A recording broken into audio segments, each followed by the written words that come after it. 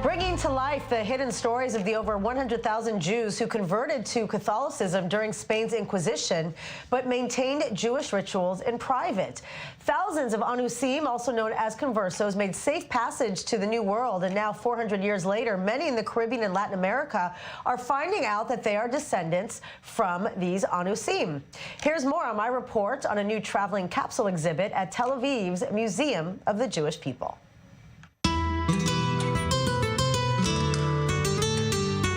The Jewish community here established in 1357 this El Transito synagogue, the Ma'avar. Many of us don't realize that the Jews of Spain left architectural evidence of nearly 1,000 years of prosperity during the Golden Age. The days of the Muslim era in Spain, Jews were not only protected, they were part of the government. Yitzhak Abarbanel was the head of finance in Ferdinand and Isabella monarchy.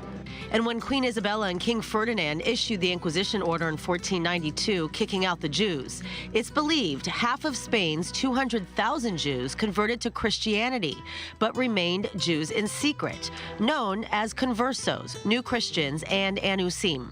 They even got married in a Christian ceremony, but then later they came into the basement of their house with their Jewish family and the other Jewish family, and they had a Jewish wedding. Itamar Kramer is the director of the International School of Jewish Peoplehood at Tel Aviv's Museum of the Jewish People. We are a national museum, but we are also a people museum, and we mainly tell the unique and ongoing story of the Jewish people. I mean, the fact that we are on this historical roller coaster made us look all the time for a way out together. The museum, in partnership with Miami's Jewish Heritage Alliance, is sending a capsule exhibit about secret Jews on an adventure around the world, starting in Portugal, where the Anousim lived safely for a handful of years. In 1497 and 1498, 120,000 Jews left Portugal, with a large percentage going to the Netherlands. Here, this is the synagogue in Amsterdam. You can see here when they're lighting the 613 candles. The Dutch, experiencing economic prosperity, allowed the secret Jews to establish the 1675 Portuguese synagogue in Amsterdam, still active to this day. It's the story of historical memory that ties us together. The capsule exhibit shares the story of the dozen Amsterdam Portuguese Jewish families who took a 6-month adventure to settle in the Dutch Caribbean island of Curacao in 1651. Those 12 people are coming to Curacao, they start walking, and what is the first thing that they are doing? Trade. Build a synagogue. Curaçao's Mikveh Israel Emmanuel Synagogue is a replica of Amsterdam's House of Worship, except for the pearly white Caribbean sand floor. The first answer is the Zionist answer. As long as we are not in Jerusalem, we are still in the desert.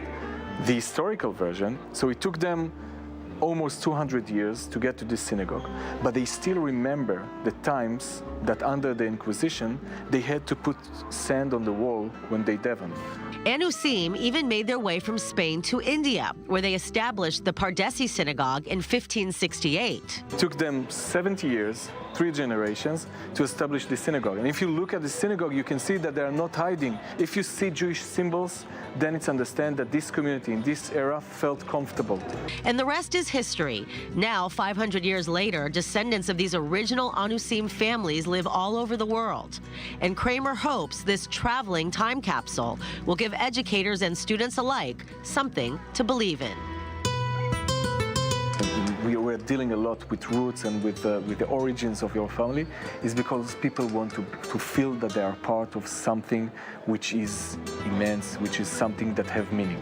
And being part of this amazing people, of this unique and ongoing story, give people pride, give people an excuse to celebrate themselves. Emily Francis, I-24 News.